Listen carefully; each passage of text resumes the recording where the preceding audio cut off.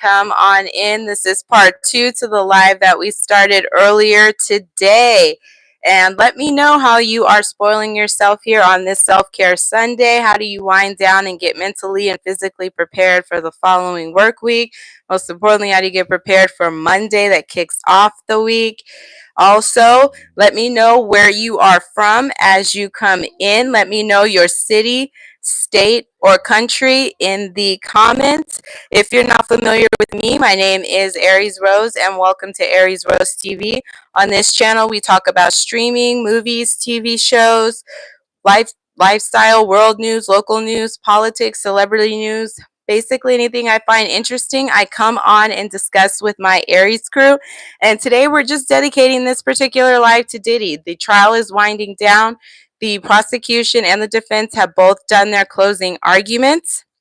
And now it's on to the jurors for the next steps here. So we're just essentially going to be waiting for the jury to deliberate, but we got to get into what the closing arguments were, how the prosecution and the defense tried to wrap up these, 4 or 5 or so weeks of testimony, since this has been going on since May 5th is when jury selection started, if I remember correctly, and then the trial itself started on May 12th. And if you are on Instagram, follow us there, Aries Rose TV. Let me know that you are from YouTube, and we will follow you back. And if you are already a part of the Aries crew, leave hashtag Aries crew in the comments. If you are a first-time watcher, leave first-time watcher in the comments. I want to give you a shout out for stopping by and spending part of your day here. And as you are entering in here, make sure you leave a hello so I know you can hear me, see me, everything is all good to go. And we are going to be getting into the closing arguments here that has taken place here in this Diddy trial. So I really don't know which direction it's going to go in as far as it relates to the jury. But I do know that you can't, I just don't know if he can come back. I just don't think you can come back. I don't think you can make a comeback from what has come out during this trial. The testimony has come from Cassie and these Jane Does, as well as various assistants and other people that were in his orbit. It just really painted a not so fabulous picture of Diddy, and I just don't know how many brands or any types of businesses are going to want to partner and work with him with that kind of stuff being out there. I mean, photos and different voicemails and other things like that that have come out about him. It's just pretty hard to walk that back. So I think even if he is found innocent, it's still going to be challenging for him to come back in the court of public opinion. And taking a pause here for some comments. French fries, welcome. Thank you so much for stopping by. And if you can like the video as you come in, it goes a long way and means a lot here. It's a free way to support the channel, helps us get some more eyes on us here. And let's get into these closing arguments here from both the prosecution and the defense. So this is reporting from TMZ. And this is Diddy trial prosecutors. Here's how we nail them on RICO. It takes 2 to tango. Federal prosecutors are presenting their closing argument in the Diddy criminal trial, and they're telling the jury it won't take much to find Diddy guilty of racketeering conspiracy. Assistant U.S. Attorney Christy Slavic told jurors in court Thursday to convict on the RICO charge. They only need to find Diddy agreed or another member of his organization would commit at least 2 criminal acts under that charge. Those acts prosecutors say include rug distribution, kidnapping, arson, bribery, and ex-trafficking of Cassie Ventura and Jane. Slavic said Diddy was the boss and was the through line of the alleged racketeering conspiracy. Just the people around him, assistants, security, chief of staff, were there to serve and protect him and fulfill all of his desires, including his actual ones. The prosecutor walked the jury through the alleged racketeering acts, starting with the rug distribution. Slavic said the hard rugs were a key element of freak-offs, and Diddy didn't have to sell the rugs he obtained to be guilty of rug distribution. She told jurors Diddy distributed rugs to those around him, including Cassie and Jane, who testified to taking substances during freak-offs. Um, Interesting way that they're going about this. Let me know your thoughts on it. Do you think that the prosecution did a good job of presenting their case to support the charges that they raised against him? Or do you think that they were pretty weak and everybody that was involved in it to some degree wanted to do it? I've heard kind of both sides, and I'm not really sure where it's going to land, but I want to hear your perspective. Let me know in the comments what you think. We're taking a pause for comments here. French fries been doing pretty well. How about yourself? It's been a pretty decent weekend. Let's get back into the story here. And on kidnapping, Slavic pointed the jury to Cassie's testimony about Diddy forcing her to stay in a hotel for a week in 2009 to hide her injuries from a physical assault. As she healed, she told jurors, quote, "This is kidnapping," end quote. Slavic also referred to Capricorn Clark's testimony about Diddy's security locking her in a building for 5 days so she could take a lie detector test and forcing her to go with him to Kid Cudi's house after finding out Cassie was dating Cudi. On arson, Slavic and Diddy was behind the Molotov cocktail that burned up the interior of Kid Cudi's Porsche. She said Diddy did not cut open the convertible roof and drop in the homemade fire boom. She told jurors Diddy said he was going to make Kid Cudi's car go boom, and then it happened. On bribery, Slavic took jurors back to testimony about the March 2016 incident at the Intercontinental Hotel in Los Angeles, where videos showed Diddy beating Cassie in the hallway. She said Diddy bribed a hotel staffer with $100,000 in cash to delete the surveillance footage. Slavic said Diddy's chief of staff and security guard did everything they could to cover Diddy's tracks after the beating was caught on camera, and told jurors, quote, "This is a perfect illustration of the Combs enterprise at work," end quote. Slavic told jurors Diddy's, quote, "inner circle," end quote, helped him ex-traffic Cassie and Jane, and she showed jurors headshots of 27 men the Fed said Diddy directed Cassie and Jane to have sex with during freak-offs. That that is such a different way of life. I don't understand that whole concept of having your partner be with other people. That to me, that along with some of the other stuff about things that Diddy was into with them, like to each their own. And I get that we don't all have to be into the same things. We might different things, different strokes for different folks. But some of that stuff was like it was just nasty. It was just nasty. Like I didn't get it. I didn't understand what that could do for you or what that person particularly like about it. Is just it was different. It's definitely different and not for me. But we'll see. But it was testimony like those and Cassie talking about people going to the bathroom on her. That it's like that stuff you just are not going to be able to unsee or unhear. And I'm shocked. I didn't know that Diddy was into that kind of stuff. That is not what I would have assumed was going on before this trial came out. I would never have told you some of those things was the case. So I was like, wow, that's a lot, and that's a lot about somebody's bedroom activity. So I just not sure. I think he can come back from this, but let me know what you think as it relates to that. Do you think he can make a public comeback?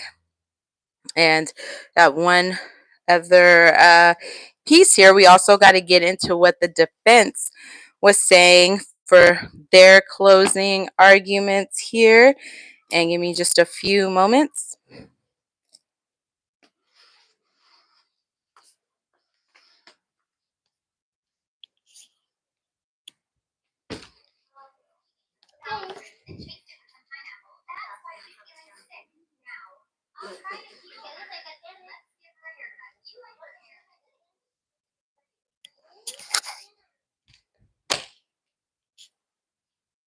Okay, yeah, thank you. All right, so this is reporting from TMZ. Diddy's defense.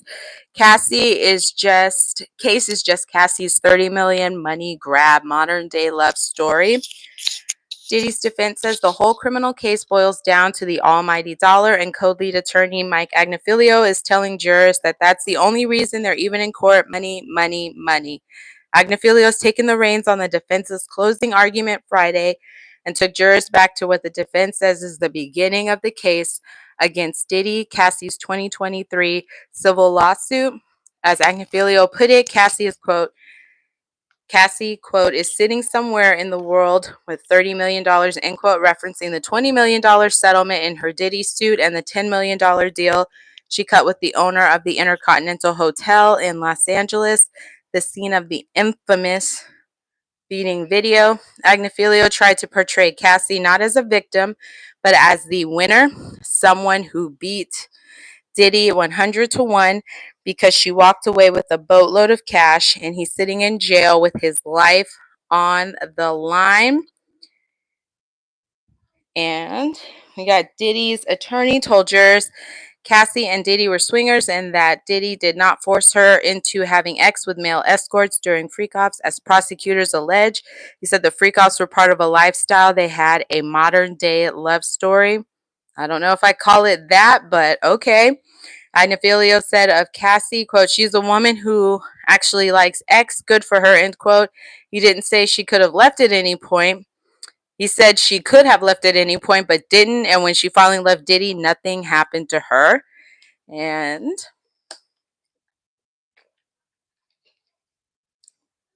we got Diddy's attorney also talked money when it came to Jane. The other ex-Diddy is accused of ex-trafficking. Agnifilio says he hopes Jane is having a nice day in a house he's paying for, referencing testimony about Diddy paying Jane's $10,000 a month rent. Agnifilio also painted a different picture of the March 2016 Intercontinental Hotel beating, suggesting the argument was over a phone, not a freak-off, and that Diddy was on a bad batch of rugs. Let me know about what you think on the defense's closing arguments here, on the points that they were trying to make. I can kind of see it. In some ways, it's a little bit of a stretch. I thought it was crazy that they didn't call a single witness to the stand on Diddy's behalf. His freedom, his life is on the line, and not a single person was called. And they only needed a day for their case. You know, that's a gamble. So I don't know if they didn't have anybody who was willing to testify on the record on his behalf or what the thinking was on that. But I just think that's crazy when someone's literal freedom and life hangs in the balance here, and they have people who are counting on them to be on the outside with the ability to make money or take care of them or be available in some form or fashion. I think that's a huge gamble. So we'll see how that works out. And this is reporting from TMZ here. Diddy trial, feds try to pick apart defense. Last word in rebuttal. Federal prosecutors went to their closer Friday as they got the last word in the Diddy criminal trial, and their star lawyer tried to pick apart an animated closing argument from Diddy's defense. Assistant U.S. Attorney Maureen Comey, who is known for her closing arguments, handed the government's rebuttal to Mark Agnifilio's impassioned defense of Diddy. Comey tried to poke holes in Agnifilio's arguments, a reversal of roles in this trial, as Diddy's army of lawyers spent the past 7 weeks poking holes in the prosecution's 34 witnesses. The prosecutor started by saying Diddy didn't take no for an answer and ended by saying he felt he was untouchable and never thought the women he abused would have the courage to speak out about what he had done to them, end quote. Comey said Cassie and Jane did not lie on the stand and had no incentive to. She said Cassie already made her $30 million, and Jane actually had an incentive to help Diddy with her testimony because he pays for her rent and for her lawyer. The prosecutor said the argument Diddy was making was paying male escorts involved in freak-offs for their time and not their ex doesn't even pass the laugh test, and she said the money was for X, period. Comey said Diddy orchestrated the Molotov cocktail dropped in Kid Cudi's Porsche. She said he didn't do it himself, noting he's a man who doesn't even get his own water bottles and can't plug in a phone charger, but said Diddy told Cassie the car blowing up would happen, and lo and behold, it blew up. She said Cassie was under a persistent threat of violence and blasted Diddy's defense, acknowledging the hotel beating video, but insisting it has nothing to do with the federal case, saying, quote, being a domestic abuser is not a defense to X trafficking, end quote. Comey said there was no separating X from violence in this case. Diddy's defense made a big deal about loving text between Cassie, Jane, and Diddy, but Comey said the text didn't tell the whole story in between. She said was violence and coercion. Comey agreed with Agnifilio, saying Cassie and Jane were strong women with agency. She said they were strong enough not to only survive what Diddy put them through, but also to testify at his criminal trial. Agnifilio said Cassie won 100 to 1 over Diddy, but Comey asked, what did Cassie really win? Then she mentioned Cassie getting urinated on during freak-offs, catching UTIs, and suffering injuries from physical violence.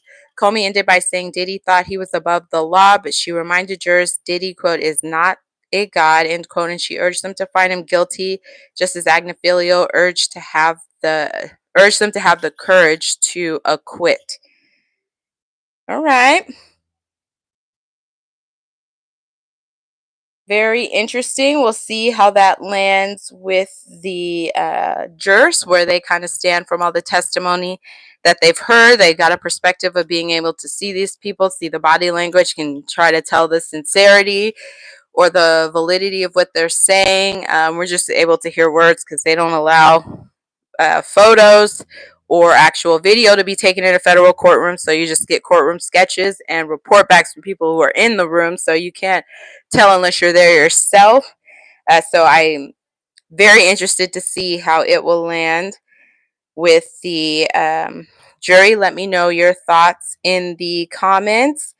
And now we're going to come back and get into a story about Justin Combs, who is now facing a lawsuit as well, and that is Diddy's oldest son. So we have to get into that, but there's a little bit more here on the Diddy trial here about the next steps as it relates to, as it relates to what's going on with the jury. And this is reporting from TMZ. Diddy trial highlights. Defense goes hard on Cassie Jane. Jury gets case Monday. It's the final countdown. Closing arguments in the Diddy criminal trial are now in the books after an explosive day in court, and with the defense taking aim at Cassie and Jane and prosecutors getting the last word. Diddy's defense attorney, Mark Agnifilio, put on a big show, handling the defense's closing argument all by himself, getting dramatic and theatrical as he paced before the jury and explained why he feels the charges against his client are bogus. With Diddy's family watching from the gallery, Agnifilio told jurors Diddy was a victim of the government's bedroom policing, and he warned us all we could be next targets if the feds don't like the way we have X, and he says was the case with Diddy. Agnifilio went hard on Cassie and Jane. He said that they were into freak-offs and wanted to have X with other men in front of Diddy, and he even claimed Cassie wanted a male escort to urinate on her.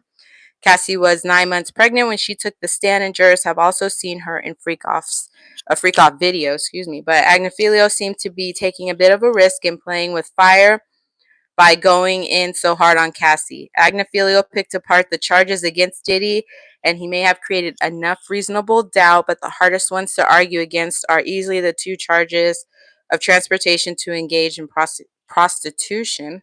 A lot of what the jurors heard from Agnifilio lined up with what he told us months ago, so the defense is sticking with their main theory about government overreach and bedroom policing. Assistant U.S. Attorney Maureen Comey had the last word. She handled the rebuttal and tried to poke holes in Agnifilio's closing argument, pushing back on the way he characterized the case. The case will be sent to jurors Monday, and then they will deliberate so we could get a verdict as early as next week through the looming July 4th holiday. Could speed up or delay a verdict. So we're definitely going to keep track of this. I don't know where I think the jury is going to land. Honestly, I think it's truly either way.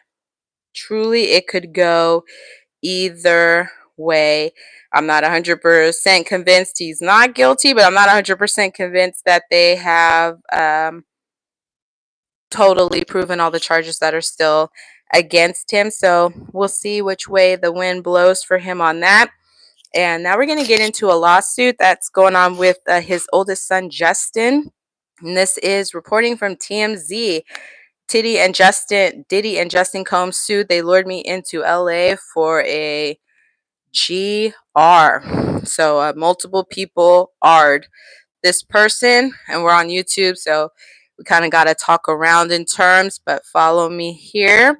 Diddy's son Justin Combs lured a woman to Los Angeles with promises of getting her a job in entertainment, but when she arrived in LA, she was kept in a house for days and ended up being raped by multiple men, including Diddy, at least according to a new lawsuit.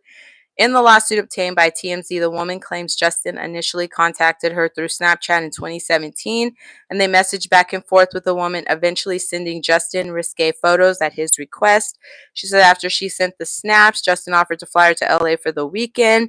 The woman said she was interested in working in entertainment and told Justin as much in their conversations, and she claimed Justin told her a trip to LA would help her potential career, telling her if she came, he would get her a job using his and his famous father's connections. In her suit, the woman said she flew to LA in April 2017 and a driver picked her up in a black SUV and drove her to a house in Beverly Hills. She said she stayed in the house with Justin the first night, talking and relaxing. To her surprise, she said she didn't leave the house Saturday either, and when she asked if they were going to leave, Justin abruptly said no. The woman claims Justin offered her liquor and Mary Jane on Sunday, and she believed the Mary Jane was laced due to the effect it had on her. So Justin then offered and made her take various pills. In the suit, the woman claims after they consumed multiple rugs, 3 other men showed up at the house in a masquerade mask. She said one of the men was Diddy, who she says she recognized by his stature and mannerisms, and she said Justin referred to him as Pops. The woman's claim said she was taken upstairs to a bedroom where she was told, quote, "You better let this happen or else," end quote. She says each of the 3 men took turns R-ing her from the backside and in her mouth while she was rugged and incapacitated. She says the brutal, a whole lot of people went from Saturday night through at least midday Sunday. And she says on Monday she was driven back to the airport and dropped off. Just during the weekend afterwards, Justin held over her, had the possibility of a job in TV, as well as the photo she sent him on Snapchat. The woman is suing Diddy and Justin for sexual assault and battery, gender violence, and she's then going after them for damages. Her attorney is Tony Busby, the Texas attorney representing dozens of alleged Diddy victims, and the suit was filed while Diddy was dealing with his criminal trial in New York. Worth noting, none of Busby's clients have testified in the Diddy trial. Diddy's legal team tells TMZ, quote, "No matter how many lawsuits are filed, it won't change the fact that Mr. Combs has never actually assaulted or trafficked anyone, man or woman, adult or minor. We live in a world where anyone can file a lawsuit for any reason. Fortunately, a fair and impartial judicial process exists to find the truth, and Mr. Combs is confident he will prevail in court," end quote. Let me know what you think about this new lawsuit that's out. This is the first time I've heard a lawsuit with Justin Combs. I know his son Christian, who also goes by King Combs, has been named, I want to say, in 1 or 2 other lawsuits that have been filed against Diddy, but this is the first one with Justin. Justin's mom is Misa Hilton Brim. She was a former stylist that did a lot of the iconic looks for bad boy artists back in the 90s, and she's responsible really for that fashion style that they had that came out from that label and from that era. She had a huge influence on that, and she was recently, and I believe it's still going on as far as I know, suing Mary J. Blige, who I thought she had been longtime friends with, because I want to say they probably knew each other since Diddy was working with Mary J. Blige back in the Uptown Records days. But she was suing her, I want to say, for $5 million for um, Mary J. Blige allegedly taking her artist and trying to ruin her business deal with them. So she's got some other stuff going on. I know she showed up to the Diddy trial at least day one, and she said she was there to support her son. I don't know if she came back any other days, but for the most part, Justin kind of stays out of things. Same with Quincy. I never really hear too much about Quincy being in things. So I'm shocked. I'm surprised. I don't know if it's just because the family's already going through things that's why everything is hitting them, or if there's any truth to it or not. We'll find out. We'll see where this goes. Diddy's got a lot of other pending cases. So one down and many, many more to go is what we're looking at. And in the description box, I will pin the playlist for the Diddy trial here. We've been keeping up with that. So if you have missed any testimony on there, we'll go back. You can go back and use that playlist to see what you missed. If you're on the live, you can like the video on your way in. It goes a long way. It's a free way to support the channel, and it means a lot. It just lets YouTube know we're doing a good job here. We really appreciate you taking a few moments to do that. If you are still on the live right now, we'd love to have you a part of the Aries crew. It's free to join. All you got to do is hit that subscription button and hit that notification bell so you can find out every time I go live, post videos, post on the community page. And the community page is changed up a little bit, so YouTube has also opened it up where subscribers can post to me on there. So if you have story ideas, new breaking news, things going on that you want me to know about, discussions, we can do all of that on the communities tab. All you have to do is be a subscriber. I use that pretty regularly, so go check it out. I put polls on there and other stuff, so we'd love to hear from you. Take a few moments to visit me there. Thank you so much for watching. We will not be live tomorrow, and the show will return on Tuesday, and then we'll be going live all the rest of the week, nights in the evening. So make sure you stay tuned, and we'll let you know as soon as there is a Diddy verdict or any updates on any of the pending lawsuits we got out there with Tyler Perry, Mr. Smokey Robinson. We also have a lawsuit out here pending with Shannon Sharpe. And Fat Joe. So we'll keep you up to date on all these lawsuits or anything else that comes in between. Thank you so much for watching and spending part of your day here. Have a wonderful rest of your morning, night, afternoon, wherever you may be, whatever that time of day is. Thank you for watching and take care.